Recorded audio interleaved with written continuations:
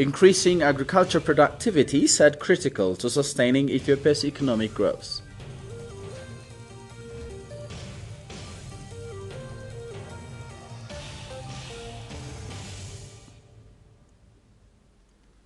Ethiopia secures $593 million from export of minerals during the just concluded budget year.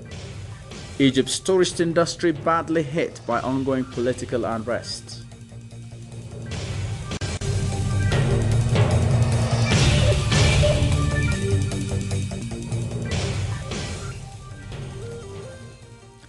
Those are the main headlines in this news edition. Hello and welcome to ETV News. I'm Shmal Islamma. President Girma Walde Giorgis noted Ethiopia and Netherlands need to excel existing bilateral relations in a way that ensures their citizens benefit. While seeing off the Netherlands ambassador Hans Blankenberg on Friday, President Girma stressed on the need to further strengthening the people-to-people ties of the two countries. Admiring the cooperative spirit of Ethiopian government and hospitality of the people, the departing ambassador lauded the remarkable change that Ethiopia is registering currently.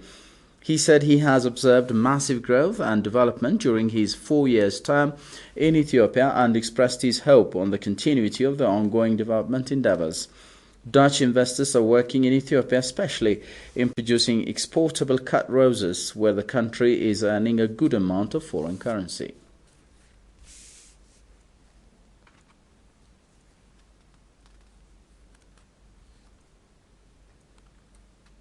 Ministry of Mines announced that the nation has secured $593 million from export of minerals during the just concluded budget year. Minister Sinkanesh Ejigu said the secured amount is down from that of last year, same period, by $61 million. Sinkanesh said gold producers did not supply their products as the price of gold in international market declined, which contributed for the low revenue. She described the share of traditional gold minerals as increasing.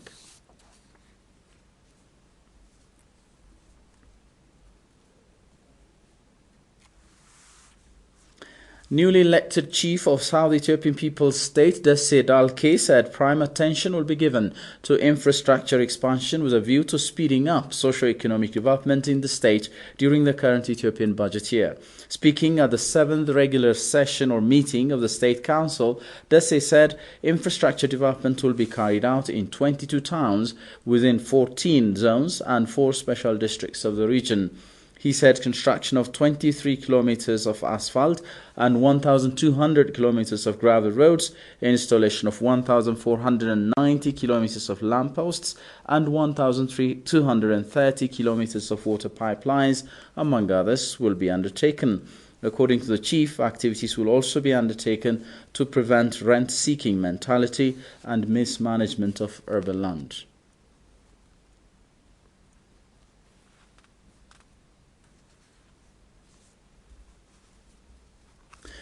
The 11th International Conference on the Ethiopian Economy continues, deliberating on the Ethiopian economy on the second day. Research papers presented at the conference indicate that boosting agricultural productivity is the right way to reduce the price of agricultural products. The conference took high note that increasing agricultural productivity is playing a significant role towards sustaining Ethiopia's economic growth. Sadat Mohammed Sani reports. Ethiopian Economics Association organized an international conference on Thursday to deal with different aspects of Ethiopian economy. Scholars attending the 11th International Conference on the Ethiopian economy indicate that the ever-increasing agricultural productivity is playing a great role toward sustaining the current economic progress of Ethiopia. Ermias Ngida from Ethiopian Strategy Support said Ethiopia should strive for better achievement in agricultural productivity.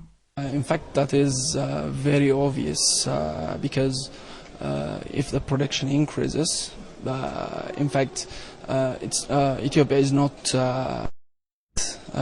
importer country, and it's not importing most of the products from abroad. So it is supplying its population from the domestic product. So if we increase our domestic product, that is obviously mean that we can supply our society with a better output.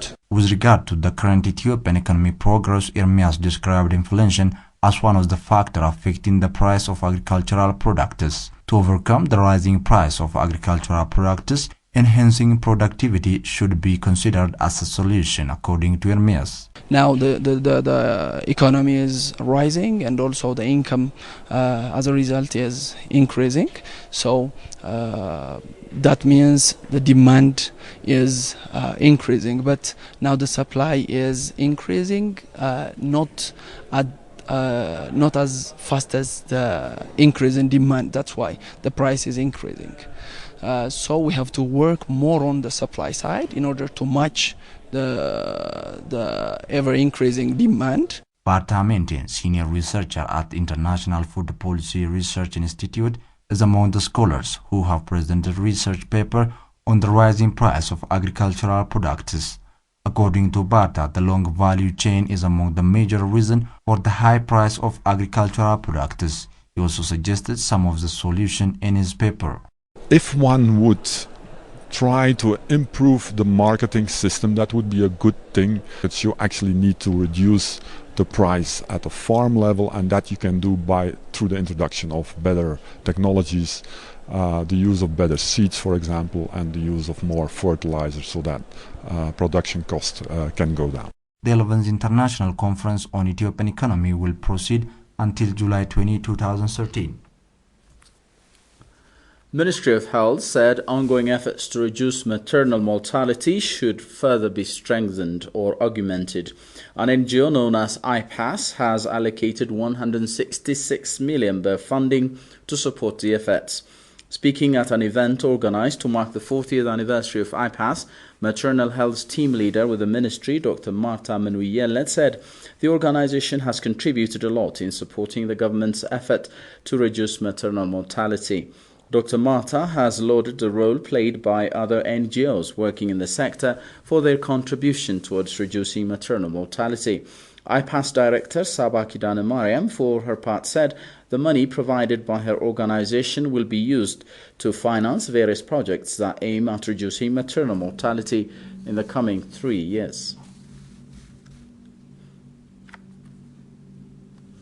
Emperor Haile Selassie I Memorial Association organizes a panel discussion on the Emperor Majesty's and his government's contribution to the African liberation struggle and the formation of the Organization of African Unity, AU predecessor. The association holds a panel discussion to commemorate the 50th anniversary of the continental body. Thabo Mbeki, former president of South Africa, is expected to be keynote speaker at the event, while it also brings Professor Andreas Ishete, Ambassador Brahanu Deresa, Teshome Gavramariam, Solome Tadessa, and Abdul Mohammed as panelists. The panel aims to show the complex process that realized the formation of the Organization of African Unity, highlighting the efforts of His Imperial Majesty Haile Selassie I. It also reflects on the considerable assistance of His Majesty's most able diplomats like Aklilu Habtowold and Katama Yifru in convincing the two blocks of Africa leaders, otherwise known as Monrovia and Casablanca groups. As Nelson Mandela turned 95 in hospital on Thursday, world leaders paid tribute to the former apartheid hero. Siyum Masfen, Ethiopian ambassador to China, says Mandela's legacy goes beyond generations. Ambassador Siyum made the remark on Thursday in an interview with CCTV on Mandela's influence on Ethiopia and his aspirations for Africa as a whole. Ethiopians have a special feeling and attachment to Nelson Mandela, and so does Mandela to Ethiopia. He said, quote, Mandela is a leader of the people, a respecter of color, skin, religion, and any creed. He has dedicated his whole life to the liberation of Africa, end of quote.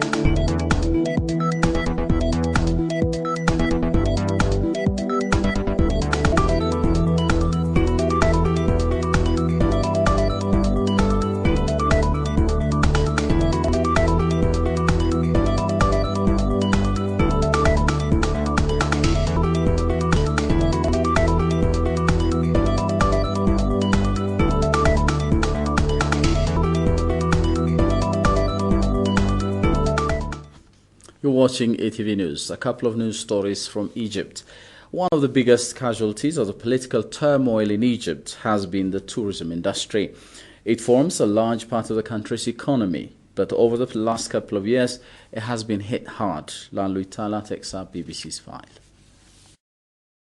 Since 2011, the political turmoil erupted in Egypt has resulted in so many casualties that include unemployment and inflation. One of the biggest casualties of the political turmoil is the tourism industry, which is the greatest in the continent. Thousands of people around the world used to visit the historical tourist destinations, Luxor, frequently characterized as the world's greatest open-air museum. But now the tourism influx has dramatically decreased. According to tourism officials in Luxor, occupancy rates this season have slumped from approximately 80% to less than 5%. The deepening of the political crisis in the country has been disastrous for the Luxor because tourists stayed away. Of course, tourism is our life here, and it gives us 12% from the national income of Egypt. We used to have $18 billion every year from this business. And this time of the year, we used to run between 70 and 80% occupancy. Now we are between 4 and 5%. As you see, there is nobody here now. Other shopping businesses and hotels, once occupied by tourists, have now become idle. A number of ships down by River Nile have stopped. They could get no customers. It's a very bad situation right now. It's before 3 years ago we was so busy, and it's roughly 9 person work in this shop here. And now everybody sacked. Just me and my brother, they work here. How much you used to earn? In a day, roughly, the one person they make $150 3 years ago, and now it is nothing. The fleet of floating hotels that used to transport tourists from Luxor to Aswan is totally idle. The tourism industry in Egypt is dying. Hotels once full of customers have become virtually empty. The people in the area have been out of work. That is the outcome of political turmoil in the Egypt, which needs immediate solution to restore the industry. Meanwhile, Egypt's interim president has vowed to fight those he said were driving the country towards chaos. His first public address since taking power 2 weeks ago came as supporters of Egypt's deposed leader Mohamed Morsi gathered in large numbers in Cairo. The show of strength from the Muslim Brotherhood appeared to have little impact on the new leader. Quote, "We will not be scared or alarmed, and we will not go easy on those who kill the innocent," end of quote, said interim President Adil Mansour.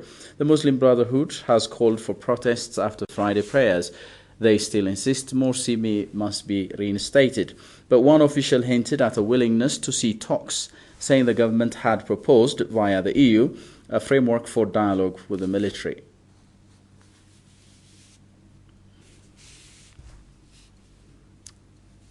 And in a news item just in, a ministerial meeting of Great Lakes countries which deliberated on regional approaches to current developments in those states concluded in Addis Ababa on Friday. The meeting is initiated by World Bank Group in support of the February 24, 2013 Peace, Security and Cooperation Framework for the Democratic Republic of Congo and the region. Abatahil reports.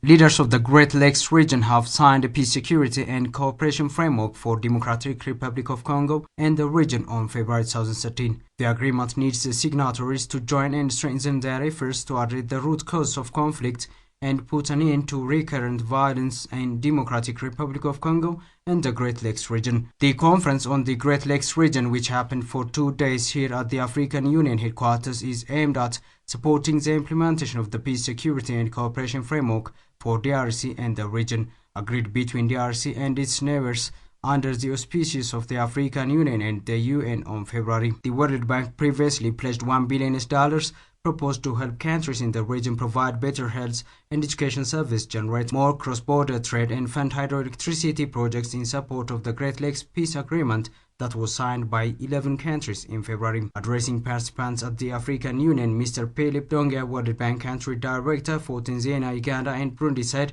the aid plays a vital role to secure and develop Great Lakes region and to reduce extreme poverty and ensure peace and security. The leaders noted for acceleration of efforts to augment power and interconnectivity through energy and stability. He mentioned that the fund identifies priority areas of addressing vulnerability of people in the region. While we work in parallel as part of a broader process on a planning process, on an evolving set of strategies that will be very important, but not waiting for the full framework to be fully developed and all in place, we would like to start right away with what we call no regrets investment. Commissioner for Economic Affairs with the African Union Commission, Dr. Rene Ngueta Kuso, also said expanding cross-border economic activity to encourage greater opportunity and integration in the areas of agriculture, energy, transport, and regional trade is timely. We can fast-track the integration process, political and economic integration process in the region, so that can help the cohesion in the region and bring peace and bring together people so that we can avoid in the region the conflict and so on. Lauded the efforts of development partners toward scaling up regional efforts to ensure development in the region.